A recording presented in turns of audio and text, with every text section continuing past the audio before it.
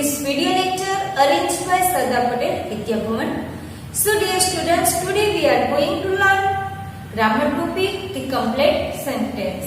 તો the complete sentence છે જેની અંદર આપણે લાસ્ટ લેક્ચરની અંદર describing the past event વિશેનો અભ્યાસ કરી ચૂક્યા છીએ કે જેમાં આપણે જો બ્રેકેટની અંદર describing past event આપેલું હોય તો તમારે ભૂતકાળની કોઈ ક્રિયા ઘટના કે પ્રસંગને વર્ણવવાનો હતો. ઓકે, આજે આપણે શીખવાના છીએ expressing the ability and expressing possibility.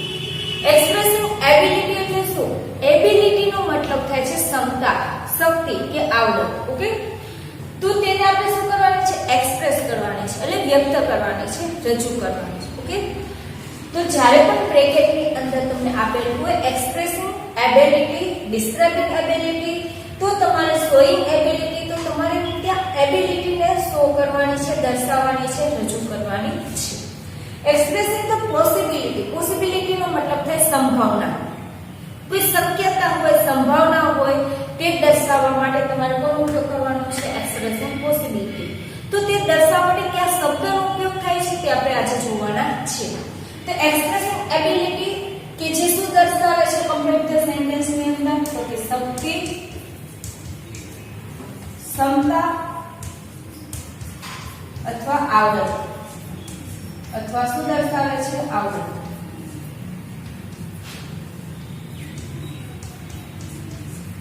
મતલબ કે એક્સપ્રેસિંગ એબિલિટી નું જ્યારે વાક્ય કમ્પ્લીટ કરવાનું હોય છે ત્યારે તમારે તેમાં કોઈ શક્તિ, ક્ષમતા અથવા તો આવડત દર્શાવવાની રહેશે. તો આ દર્શાવવા માટે કયા એવા શબ્દનો ઉપયોગ થાય છે? ત્યાં ક્રિયાપદનો ઉપયોગ થાય છે, સહાયક ક્રિયાપદ તરીકે. તો એક્સપ્રેસિંગ ધ એબિલિટી દર્શાવવા માટે, ક્ષમતા દર્શાવવા માટે કેન અથવા તો કુલનો ઉપયોગ થાય. કોનો ઉપયોગ થાય છે? કેન અથવા તો કુલનો. કેન પણ ક્ષમતા દર્શાવે છે, કુલ પણ કેનનો ઉપયોગ ક્યારે થાય છે? વર્તમાનની ક્રિયા દર્શાવવા માટે. વર્તમાન જે કાળ હોય છે તે દર્શાવવા માટે કેનનો ઉપયોગ થાય છે, અને ભૂતકાળને દર્શાવવા માટે કુલનો ઉપયોગ થતો હોય છે. ઓકે, તો કેન અને કુલની મદદથી તમે એબિલિટી છે વાક્યમાં તે દર્શાવી શકો છો. ઓકે, વાક્ય રચના કઈ ટાઈપની થતી હોય છે? તો એક્સપ્રેસિંગ ધ એબિલિટી છે તેની વાક્ય રચના આ ટાઈપની હોય છે: કર્તા પ્લસ કેન અથવા તો કુલ હોય પ્લસ કર્તા પ્લસ અન્ય શબ્દ. ઓકે, આ ટાઈપની કોઈ પણ વાક્ય રચના હોઈ શકે છે. ક્રિયાપદ તરીકે શું આવશે? કેન અથવા તો કુલ. ઓકે, જેમ કે I can teach English. I can teach English. તો આ જે વાક્ય છે I can teach English, હું ઇંગ્લિશ ભણાવી શકું છું, તો આ મને શું દર્શાવે છે? એબિલિટી દર્શાવે છે. I can speak English frequently. Okay, I can speak English properly. I can walk in morning. I can climb a tree. આ ટાઈપનો કોઈ પણ વાક્ય છે. હું વૃક્ષ ઉપર ચડી શકું છું, હું ઇંગ્લિશ બોલી શકું છું. I can work much and much. હું વધુ ને વધુ કામ કરી શકું છું. તો આ ટાઈપનો કોઈ પણ જે સેન્ટેન્સ છે શું દર્શાવે છે? એબિલિટી દર્શાવે છે. ઓકે, તો તમને જ્યારે પણ કમ્પ્લીટ ધ સેન્ટેન્સ ની અંદર બ્રેકેટમાં આપેલું હોય છે એક્સપ્રેસિંગ એબિલિટી, તો તમારે કેન અથવા તો કુલ વાળું વાક્ય લખવું પડશે. ઓકે, ફોર એક્ઝામ્પલ એક જોઈ લઈએ. હજી ઈ પછી તમને આ ટાઈપ નો આપી દીધું હોય તો તમે વર્તમાનકાળનું વાક્ય બનાવવું હોય તો કેનો ઉપયોગ કરવાનો? ભૂતકાળનું વાક્ય લખવું હોય તો કુલનો ઉપયોગ કરવાનો. ઓકે, ચાલો આપણે વર્તમાનકાળનું લખીએ છીએ. તો શું? He can draw good picture. Good picture. તે સારું ચિત્ર દોરી શકે છે. કેન સાથે હંમેશા શું આવશે? ક્રિયાપદનું રૂપ. તો આ રીતે તમે કમ્પ્લીટ ધ સેન્ટેન્સ ની અંદર એક્સપ્રેસિંગ એબિલિટી નું વાક્ય આસાનીથી લખી શકો છો. કોનો ઉપયોગ કરીને? કેન અથવા તો કુલનો. હવે આપણે વાત કરીશું એક્સપ્રેસિંગ ધ પોસિબિલિટી. તો મેં તમને કીધું હતું પોસિબિલિટી એ મતલબ શું થાય છે? શક્યતા અથવા તો સંભાવના દર્શાવવી. ઓકે, એક્સપ્રેસિંગ પોસિબિલિટી એટલે શું? શક્યતા અથવા સંભાવના દર્શાવવી. જેને વિભાવના પણ ઘણી વખત કહેવાતી હોય છે. તો આ શક્યતાને સંભાવના દર્શાવવી એટલે કે પોસિબિલિટીને એક્સપ્રેસ કરવી. તો તેને દર્શાવવા માટે કયા શબ્દનો ઉપયોગ થાય છે? આપણે પોસિબિલિટી દર્શાવવા માટે કયા શબ્દનો ઉપયોગ કરીએ છીએ? હું શાયદ આવી શકીશ. આ વાક્ય માટે તમે ઇંગ્લિશ કરો તેમાં કયા શબ્દનો વાક્ય પ્રયોગ કરો છો? કયા શબ્દનો ઉપયોગ કરો છો? શાયદ માટે I may come today. Okay, હું શાયદ આજે આવીશ. ઓકે, મે કયો શબ્દ વાપરે છે? મે. તો તમારે પોસિબિલિટી દર્શાવવા માટે મે અથવા તો માઇટ નો ઉપયોગ થાય છે. કયા શબ્દનો ઉપયોગ થાય છે? મે અથવા માઇટ.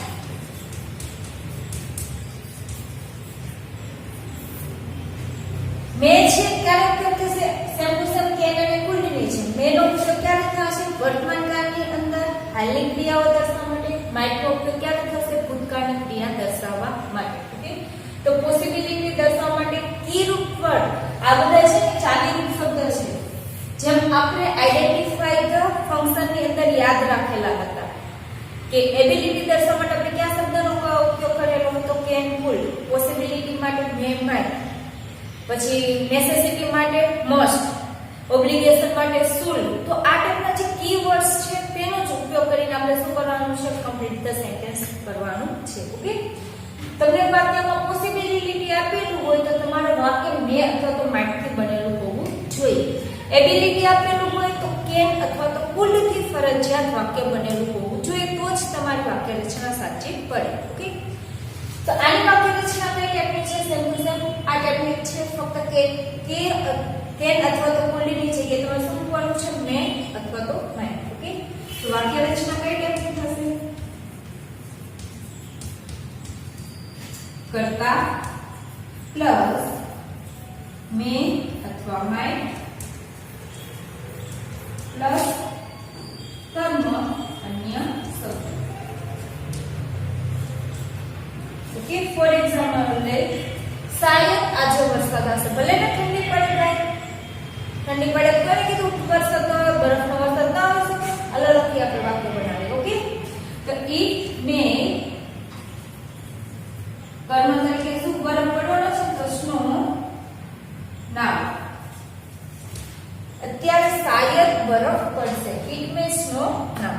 ઓકે, તો આ ટાઈપના જે વાક્ય છે જે શું દર્શાવે છે? પોસિબિલિટી દર્શાવે છે.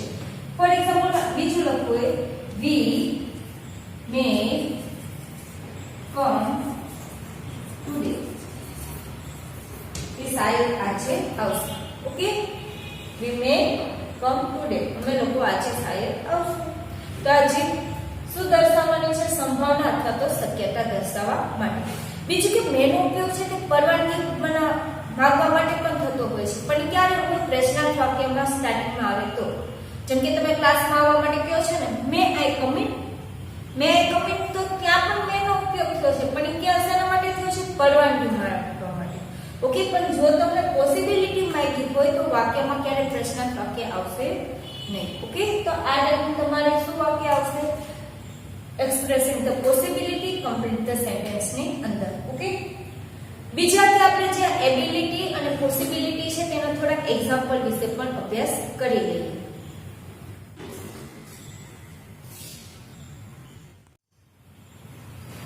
વિદ્યાર્થી મિત્રો, અહીંયા તમને 6 એક્ઝામ્પલ આપેલા છે, જેમાંથી ફર્સ્ટ 3 એક્ઝામ્પલ છે તે આપણે એબિલિટીમાં લખીશું અને બાકીના 3 છે તે પોસિબિલિટી. ઓકે, આ 3 શેમાં લખવાના છે? એબિલિટીમાં અને આ પોસિબિલિટીમાં.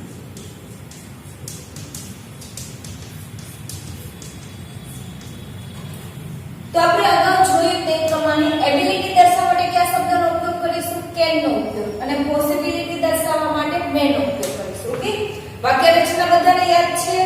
સિમ્પલ વાક્ય રચના છે. કરતા પ્લસ જો તમારે એબિલિટીમાં વાક્ય લખવું હોય તો કેન નો ઉપયોગ કરવાનો. કરતા પ્લસ કેન પ્લસ કર્મ અન્ય શબ્દ. અને પોસિબિલિટી દર્શાવવા માટે તમારી વાક્ય રચના થશે કરતા પ્લસ મે અથવા તો માઇટ પ્લસ કર્મ પ્લસ અન્ય શબ્દ. ઓકે, તો જોઈએ આપણે આ એક્ઝામ્પલ. એક્ઝામ્પલ તમને આ રીતે જ આપેલા હશે અને બ્રેકેટની અંદર તમને આપેલું હશે એક્સપ્રેસિંગ એબિલિટી અથવા તો એક્સપ્રેસિંગ પોસિબિલિટી. ઓકે, જો અહીંયા વાક્ય હેમાં પછી તમને ડેશ આપેલો છે. વાક્યના 3 શેમાં લખવાનું છે? એબિલિટીમાં તો કેનમાં લખી શકશો. तो Hema can knit a sweater well. knit એટલે ગૂંથવું. ઓકે, તો હેમા છે તે સારી રીતે સ્વેટરને ગૂંથી શકે છે. તેની અંદર આવડત છે, એમાં ક્ષમતા છે. શેની ક્ષમતા છે? knit, ગૂંથવાની, સ્વેટર ગૂંથવાની. તો આ રીતે કોઈ પણ વાક્ય લખી શકો છો. મેં તમને પહેલા પણ કીધું હતું કે જે કમ્પ્લીટ ધ સેન્ટેન્સ છે તેમાં દરેક વિદ્યાર્થીનું વાક્ય અલગ અલગ પ્રકારનું હશે. દરેક વિદ્યાર્થીના વાક્ય સાચા પણ હોઈ શકે. ત્યારે જો તેની વાક્ય રચના સાચી હોય અને તેમાં વપરાતો જે કીવર્ડ્સ છે, શબ્દ છે, તે સાચો હોય તો તમારું વાક્ય કોઈ પણ લખવું સાચું પડશે. Okay, Hema can climb a tree, વૃક્ષ ચડી શકે છે. હેમા કેન સ્પીક ઇંગ્લિશ બોલી શકે છે. Hema can solve Sam's, Hema છે તે દાખલાઓને સોલ્વ કરી શકે છે, ગણી શકે છે. તો આ ટાઈપના કોઈ પણ વાક્ય છે તમે લખી શકો, પણ એમાં શબ્દ મેન આવવો જોઈએ કેન. ને કેન સાથે હંમેશા આવશે ક્રિયાપદનું ટ્રુ. ઓકે, તો આ રીતે તમે કોઈ પણ વાક્ય લખી શકો છો. સેકન્ડ જો યુ સ્પીક ઇંગ્લિશ વેલ. અહીંયા તમને આપેલું છે તો આને રિલેટેડ થોડુંક લખવાનું પડે. ઓકે, વાક્ય જો તમને આપેલું હોય તો તેને બંધ બેસતું લખવાનું. પછી અલગ તેનાથી લખો તે ન ચાલે. જેમ કે અહીંયા પછી આ ઉપરનું વાક્ય લખ નાખી તો ન ચાલે કે you speak English well, you can knit a sweater well. તમે સારું ઇંગ્લિશ બોલી શકો છો તો સારું સ્વેટર પણ ગૂંથી શકો. તો એ બંધ બેસતું નથી ભાઈ. ઇંગ્લિશ બોલી શકે, સ્વેટર ગૂંથી શકે, એવું ક્યારેય હોતું નથી. તો એને રિલેટેડ કે વાક્ય લખવાનું કે જે ઇંગ્લિશ સારું બોલી શકે છે, તે સારું કોઈ બિઝનેસ કરી શકે, સારી જોબ કરી શકે, અથવા તો તે કોઈ સારો સેલ્સમેન બની શકે. ઓકે, તો આ ટાઈપનું વાક્ય તમે લખી શકો છો. તો જો યુ કેન સ્પીક ઇંગ્લિશ વેલ, તમે સારું ઇંગ્લિશ બોલી શકો છો. યુ કેન બીકમ, તમે બની શકો છો. બનવાને આપણે શું કહીએ છીએ? Become. Okay, you can become a good salesman. તમે સારા એવા સેલ્સમેન બની શકો છો. એના પછી અવર ટીચર સેઝ ધેટ, આપણા ટીચર આપણને કહેતા હતા, શું કહેતા હતા કે આપણે આ પણ કરી શકીએ, આવું કરી શકીએ, આવું કરી શકીએ, ઘણું બધું કરી શકીએ ને. તો જે કે પણ તમે કીધું હોય એમાંથી કોઈ પણ એક વાક્ય લખી શકો છો. જેમ કે our teacher says that we can learn science easily. આપણે આસાનીથી વિજ્ઞાન ભણી શકીએ છીએ. તો આ ટાઈપના કોઈ પણ સેન્ટેન્સ છે તમે લખી શકો છો એકદમ ઈઝી. ફક્ત તમારે કયો શબ્દ આવવો જોઈએ? ફરજિયાત જે ક્રિયા સૂચવતો શબ્દ છે તે ક્રિયા અથવા કે જે વિશેષતા દર્શાવે છે તેને આખી શેની હતી આપણે એબિલિટી, તો એબિલિટી દર્શાવતો શબ્દ આવવો જોઈએ. અને તેની સાથે ક્રિયાપદનું રૂપ આવશે. પછી કર્મ મૂકી તમારે શું કરવું છે? અન્ય શબ્દ. તો આ ઓકે, હવે આપણે વાત કરવાના છે પોસિબિલિટીની.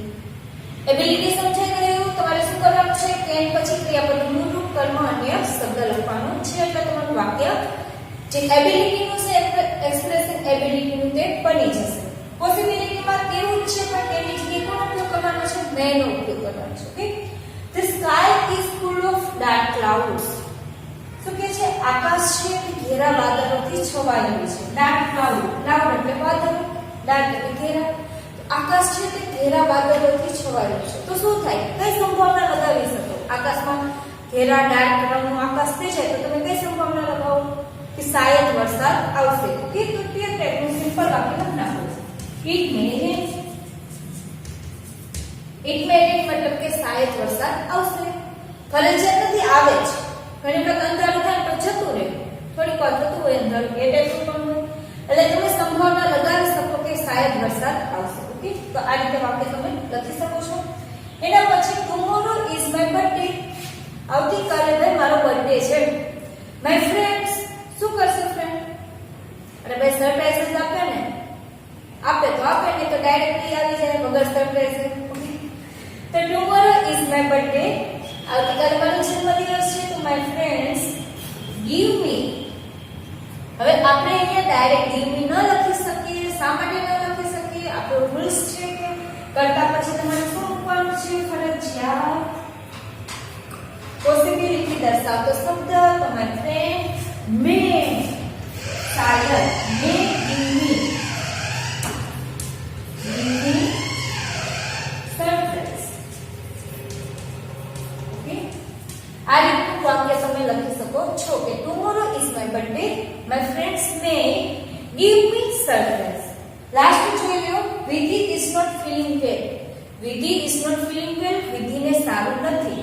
તો ત્યાં તમે કઈ સંભાવના લગાવી શકો કે તેને સારું નથી, તો તે ઝડપથી ઘરે આવી જશે. તો આ રીતનું વાક્ય લખી શકો. તો Vidhi is not feeling well, she may go home early. તે વહેલી શું થશે? ઘરે જતી રહેશે. તો આ રીતે કોઈ પણ સંભાવના દર્શાવતું વાક્ય તમારી રીતે લખી શકો છો. ફરીથી કહું છું, વાક્ય રચના સાચી હશે તો તમે ગમે તે વાક્ય લખેલું હશે તે કેવું પડશે? સાચું પડશે. પણ જો તમને ફર્સ્ટ વાક્ય આપેલું હોય તો તેને બંધ બેસતું વાક્ય તમારે બનાવવાનું રહેશે. તો આ રીતે તમે કમ્પ્લીટ સેન્ટેન્સ ની અંદર